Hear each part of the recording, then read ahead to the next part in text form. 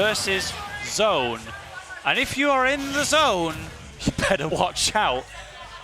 And I better watch out for the next legend who's sitting next to me. I'm going to be joined by a surprise as we kick off Winners Side Top 8. The best of the best are going away, and DarkStalker is already 46% in the lead. You've got Hello, that mystery right. guest. Hello there, sir. The VIP, Yeah! the Newcastle heavyweight. Let's get straight into it. This is quite the monumental matchup, if I do say so myself. Zone versus DarkStalker, a game match that has gone both ways. In a sense, it's almost like a seesaw. Their tails, it is ludicrous how even these sets go, and that's why I think we're going to be in for an absolute banger. What are we feeling there, sir? If we take away the names, if we're looking at the characters, what do you reckon? Where did the chips fall? Who is taking this set? What do you reckon? So it sounds to me like this is a bit of a Meltdown regular set from the people who can attend regularly. Not so much Newcastle heavyweights, more so a nut roast who happens to be here. But, you know, Zone, technically he's the one in the UK PR, and DarkStalker isn't. Exactly. Just by virtue of a UK PR not being made in the last 2 years. I will harken back, actually, the fact that you mentioned that, to the EU PR, in which DarkStalker is the unofficial number 51, which he does just barely miss out on it. But DarkStalker been making some real moves recently, really been improving his gameplay, even taking sets over EMAS, which is very, very impressive. We're going to see if he can push the envelope all the way. I truly believe in this guy, especially because of that up B, but also because DarkStalker, I was saying on the commentary with Palutena earlier, that he's kind of the UK number 6. People kind of generally agree the top 5 is some combination of Peli, EMAS, someone out of SBF and Curry Governor, and Lugi. Bloom Forever, of course. And Bloom Forever at number 1. That's why I missed him, because he's the definitive It's top. just so assumed, right? So DarkStalker, with those Buster Wolves, seems to be the number 6, I would say. But, you know, if he can keep beating EMAS, he might at least put himself in the conversation. Zone used to be, I think he was between 14th and 15th on the UK. He was very high ranked. I mean, he was on that world stage, but now he is looking to be sent absolutely interstellar right now as DarkStalker sits there with a very healthy, a very, very tasty 3-1 lead. That's right. When Zone was putting people in the zone, Terry just didn't exist. So now, this is a new threat to deal with, and at a full stock disadvantage, Zone has to come up with something creative on a stage that didn't exist back when Zone was on the PR. But let it be said, he's still on there because there isn't a new one. So, but DarkStalker are higher seed for Meltdown, and at the moment, he's actually getting reversed pretty strongly. Absolutely, but if you pose your peepers to that percentage barrier, 1.5 will send him to the area of a go, but when they talk about the danger zone tail, I don't think they mean it quite like that, as Zone does suffer an up B mechanical mishap as he falls to his death. He was the Zone. He said, I'm going to create the danger, and went into it and perished. Face first. What can I say? He's definitely, you know, he's a man of commitment, you know? So, as a man of the Meltdown, can you tell me, would we be in best of 5 territory at this stage, in winners semi-finals? Personally, I believe yes. If you want to take my, you know, my shrewd opinion, I would say DarkStalker does run away with these. But it would be remiss to say that Zone does not put up one very intense fight. Because if you've been following Meltdown, right, you've been seeing DarkStalker really on the come-up recently, be it from any kind of different reason, any kind of various matchups he's had recently. Obviously, Summer of Smash is starting, so you get some very intense gameplay coming out from people like Siski, from various travelers. But Zone, he wasn't there. So he's a bit of a wild card, right? You can't really tell what kind of level they are on. Maybe they're just so consistent, so strong. The DarkStalker's kind of evolution, so to say, isn't quite enough to take them down. Nevertheless, DarkStalker is the one leading the set 1-0 at the moment. So I got my chips falling on good old DS here. But what I like about Zone, you mentioned his consistency. he's got a very consistent character, and he's a very consistent person. Like, he's been good since the early days of Ultimate, and he's still good.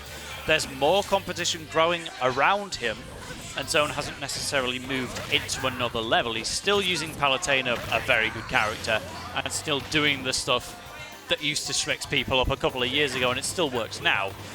But it's kind of seeing the world grow around him. Introduce you to a Buster Wolf. Hello, DLC. That's what and we away like you go. to see. What's the most value you've ever gotten out of $5.99 there, Tail? I wish to know. I tell you, Meltdown, it gives you £4 off a drink. Hey, that's what we're talking about now as we continue on. And I love that you brought up, you continued on this consistency conversation, because it is really what makes the difference between so many players. I saw a tweet even from Jake, the Steve, the other day, and he said, God, sometimes I play to the level of Akala, I play to the level of MK Leo, but sometimes I just play like trash. It's crazy as a sort of way of saying, yeah, I'm a god, just sometimes I drop it. But it's the consistency that makes it happen now, as Zone able to make a very, very clean return. 65%, a little bit rough, but he can definitely make that back with a couple of strings. And needless to say, if anyone were to play to the level of Akala right now, well, they're walking away with a profit. Akala, that man is nuts. We don't have any overseas travellers here at Meltdown, except for our own Gluttony, appearing on commentary and then get some drinks and friendlies in. But DarkStalker, absolutely fighting with every fibre of his being to get top 5 UK, get the cash for winning Meltdown, and get Zone in the bin. That is what we like to say. Zone was just absolutely sent to a small little break, and DarkStalker looking to fully pull that off. DarkStalker with a fabulous, fabulous mix-up to send him off. Going to see if Zone can find the run back, or if DarkStalker just kind of run away with it, because 110%, that's looking so dangerous, Tail. Yes, the up tilt, even the spot dodge attack will still set up the same thing. There is the power dog and the interrupt as well. The actual power dog. Power Geyser was before. Terry, I can't say I've commentated him very often, but right now he's holding the field under the stage, and his Power Geyser will catch that limited range teleport instantly. And this is going to sound a bit weird to say, right? But I'm going to stand by it. So DarkStalker doing a really, really fantastic way of playing against Palutena, in the sense that, yes, he is going to eat washing machine, tumble dryer, Calgon ass combos all day. That's fine. But the problem is, once he hits 100, he gets such an aggressive, such an all-encompassing out-of-air option. It's incredible. So imagine you're playing like Ike against this, for example.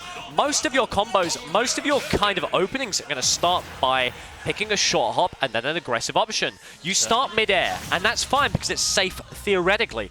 But Terry has such fantastic coverage with that geyser. You can see here, DarkStalker is just throwing it out for free damage, free kills, free hitboxes. And really, it's up to Zone to try and find a more grounded, more patient reaction to that, because otherwise, DarkStalker is just going to run away with it 3-0. It's funny you mentioned Ike, because I think we are going to see Phoenix Journey again. He beat Crispy 2-1 in loser's side, so we'll be facing the winner of Robbie AK-47 and Focus Miss.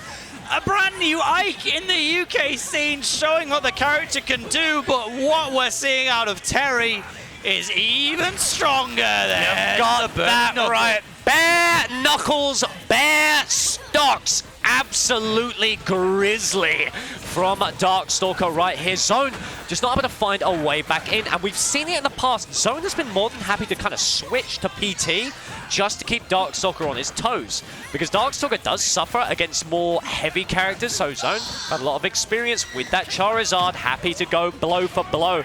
But if he is going to play a slower 1,000 cuts game, he's going to have to suffer and going to have to make it all the way back, Tail. Yeah, Palutena was kind of universally accepted as a top 5 character before DLC. Probably still in the top 10 now, but when you've got mechanics like that, it becomes so much more arguable. Palutena, like we say, she does want to kill by death of 1,000 cuts, which she's doing with the auto reticle.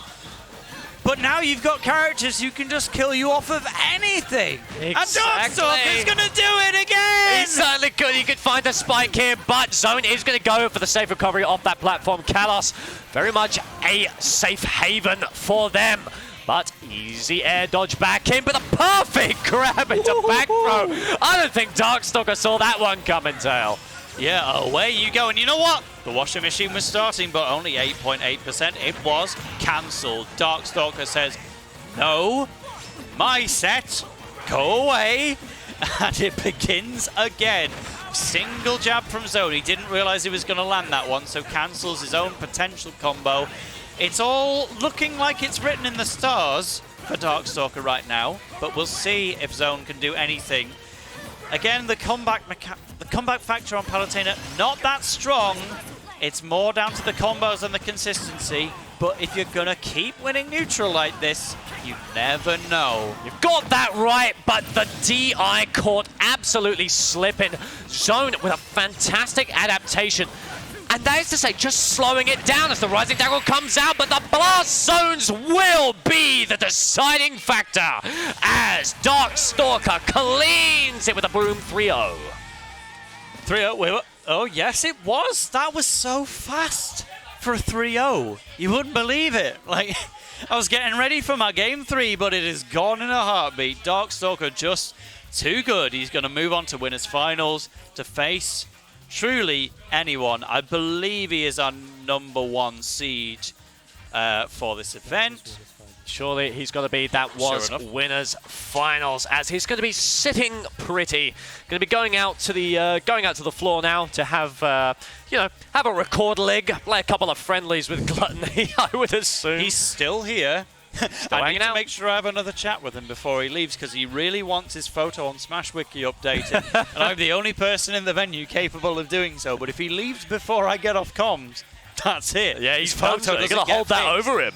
Man, you got to... exactly. I'm in the position of power over the top 3 in the world. And that's an incredible spot to be in. You've got to hold that, sir. You got to keep that going. Precisely. But we're really going to see a position of power, frankly, later on, because Robbie AK-47 and Focus Miss are playing off-stream at the minute.